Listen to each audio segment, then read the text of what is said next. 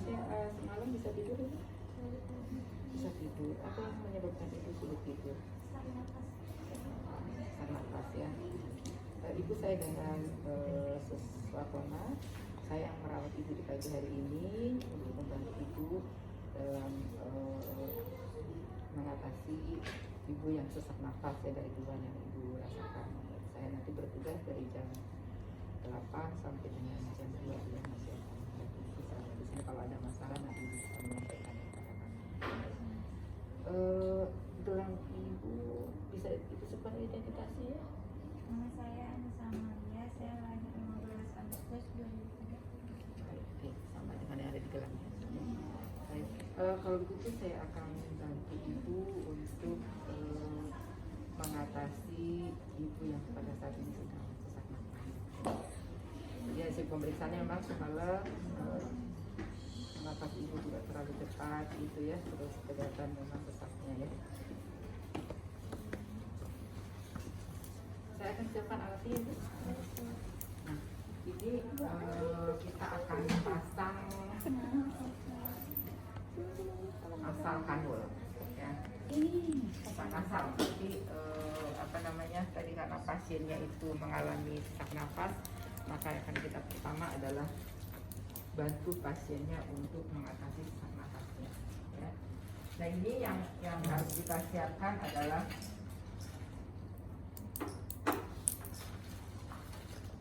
kalau kita lihat hasil pemeriksaannya tadi kita lihat di bagian status itu misalnya PCO2-nya itu tinggi, maka dilakukan apa kalau PCO2-nya tinggi? Lalu pasien sesak nafas,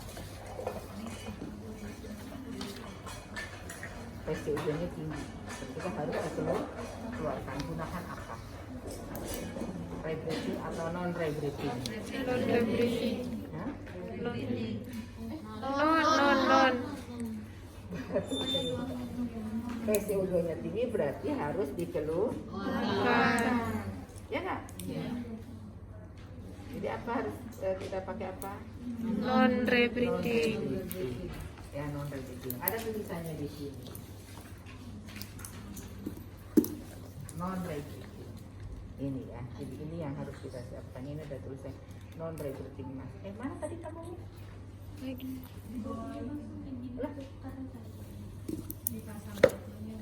Ya sudah, kalau gitu kita pemeriksaan fisik aja dulu ya. Iya, Ibu.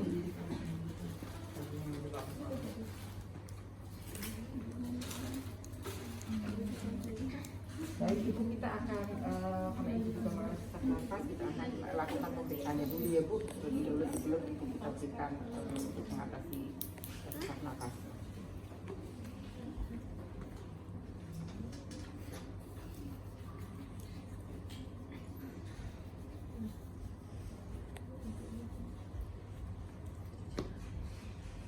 Baik, tugas kita berikutnya adalah ini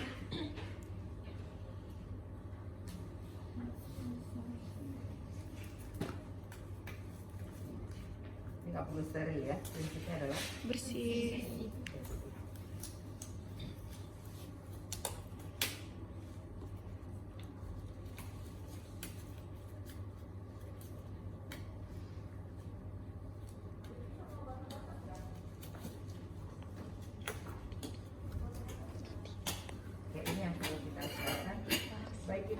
yang pertama harus kita lakukan pemeriksaan adalah inspeksi. Apa yang kita lihat tadi inspeksi? Mulai dari inspeksi kita lihat adalah kita lihat kuku. Apa kita lihat di kuku? Cyanosis. Cyanosis. Ya kan, orang dengan kekurangan oksigen cyanosis. Kalau cyanosis kita lihat apa warnanya? Biru.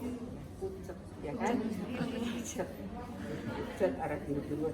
Orang normal itu bentuk ininya apa? Kukunya? Pink, ya kan? Iya. Pink kita lihat di sini. Ya, berarti normal. Kemudian selain itu ada laping pincir nggak? Jadi kukunya itu pernah melihat kan yang menggembung? Yang di ujungnya gembung. Ya, Oh iya. ada. Itu biasanya penyebabnya adalah karena kekurangan oksigen dalam waktu yang cukup lama. Ya, nah itu yang jadi klambi diinjak. Ya, kita lihat di sini. Ini inspeksi pada. Kemudian tidak terlepas juga pasien-pasien kita lihat adalah inspeksi secara umum. Ya, kita mulai dari matanya. Matanya kita lihat, misalnya kita lihat dari kalau orang kekurangan oksigen atau HB-nya rendah.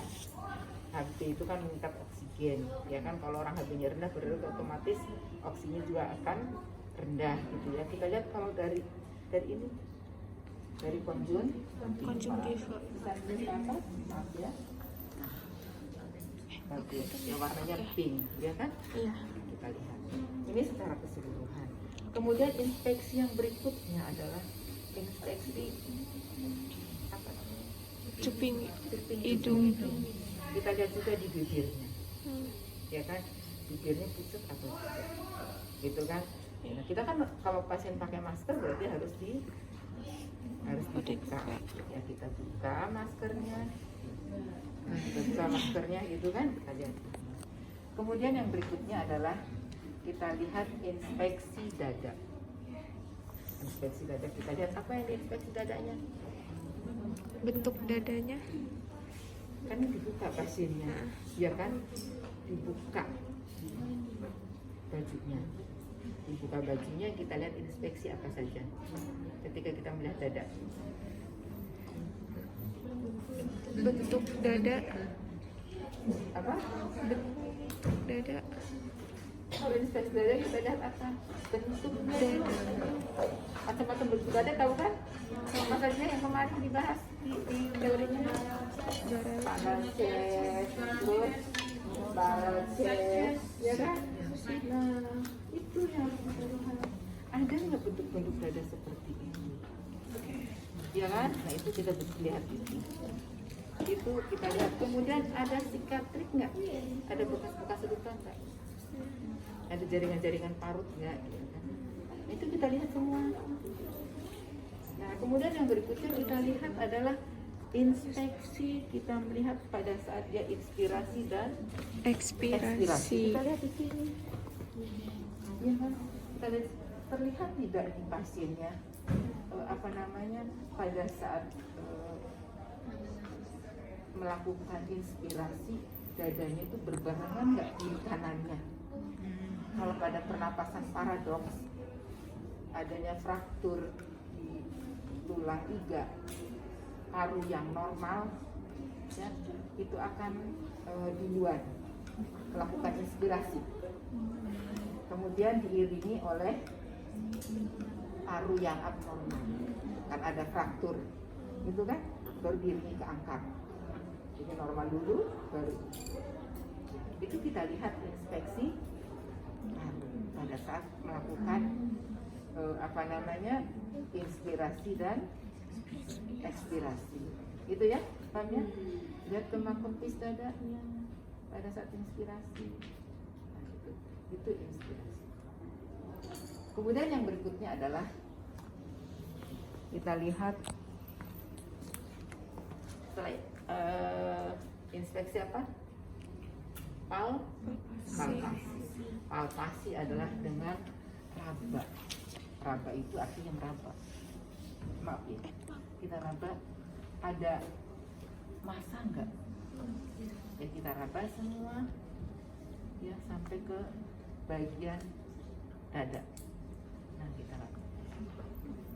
Khawatir ada masa, ya kan? Kalau ada masa kan bisa kita lihat. Nah, itu namanya palpasi. Ya, ini palpasi dinding depan ya. Kemudian berikutnya adalah auskultasi. Ketika auskultasi kita gunakan stetoskop. Kita gunakan, mestinya itu kan pasien dibuka, ya kan? Dibuka apa namanya? pakaiannya. Pertama adalah kita lihat auskultasi di apexnya, ya, tiga, di interkostanya. Ini pertama di sini, Nanti saudara bisa lihat di itu ya, di YouTube kan bisa juga ya, lokasi yang pas di interkostal. Kemudian kita dengarkan suara nafasnya. Apa yang kita dengarkan? Kalau orang normal suara itu vesikuler, halus gitu, gitu ya. Kemudian berikutnya sebelah kiri, ya. Kemudian yang keduanya di interkostal bawahnya, ya. Kemudian berikutnya balik kembali, ya. Kemudian yang ketiganya ke sini, ya. Ketiganya perlu ke kanan sini juga. Kita dengarkan. Kemudian ke sini di bawahnya, yang keempat sebelah sini. Yang kemudian kelimanya ini, ya. Kemudian ke sini. Yang keenamnya itu ke sini, yang ada di bawah. Kemudian keenam di sini juga. Gitu ya. Itu adanya di interkostalnya, bukan di kostanya, tapi di interkostal. Gitu ya, paham ya? Gitu. Kemudian yang berikutnya adalah kita masuk dengan perkusi. Kalau pada saat palpasi juga bisa kita melakukan pasien disuruh tarik nafas, ya. Tarik nafas, kemudian kita merasakan tarikan tadi yang pernapasan paradok tadi, ya. Pernapasan paradok tadi mana yang naik duluan, yang kiri atau yang kanan, gitu ya. Kalau yang normal itu kan secara bersama-sama, jadi keangkat itu dadanya itu secara bersama-sama keangkat pada saat inspirasi, nanti ekspirasi juga bersama-sama, gitu ya. Kecuali pada pernapasan paradoks tadi akibat dari adanya fraktur, yaitu tambahannya untuk yang palpasi. Kemudian berikutnya adalah perkusi. Perkusi biasanya dilakukan pada bagian belakang, ya. Oke, kita lihat, bisa duduk. Ini kita duduk, kita lakukan pemeriksaan bagian belakang, ya. Diinspeksi juga ada nggak nih bekas-bekas ada jaringan parut misalnya, ya, kita lihat di sini. Ternyata tidak ada, gitu ya. Kemudian yang kedua lakukan palpasi, ya. Palpasi kita lakukan palpasi itu berarti kita lihat, kita raba, ya. Ada krepitasi nggak? Krepitasi berarti adanya udara. Ini biasanya kita berkaitan dengan emfisema, ya, emfisema. Kita raba nih, ya. Itu kalau ada krepitasi artinya ada udara, itu menunjukkan bahwa pasien itu secara emfisema, ya. Kita lihat, ya. Ini palpasi, ya. Kemudian juga kita pasien itu disuruh baca, ucapkan 77 atau 77. Kita bisa bacakan 77. Nah, ada getarannya kan? Kemudian kita ke bawah lagi. Yuk, ucapkan lagi 77, ya. Itu getarannya. 77 boleh. Sampai ke 84, ya. Nah, itu pada palpasi, ya. Kemudian yang berikutnya adalah auskultasi, ya. Auskultasinya juga sama, ya. Kita lihat bagian paru belakangnya, ya. Nah, kita dengarkan suaranya, ya.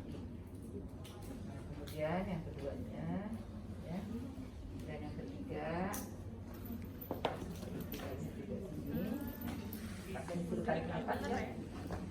Nafas ini keluarkan, ya. Ya, napasnya,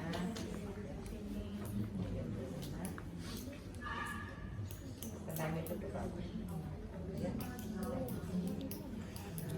Itu, ya. Itu yang kita lihat, suara-suara abnormal, ya. Itu. Ini untuk yang auskultasi. Kemudian untuk yang perkusi itu kan kita bisa lihat, ya,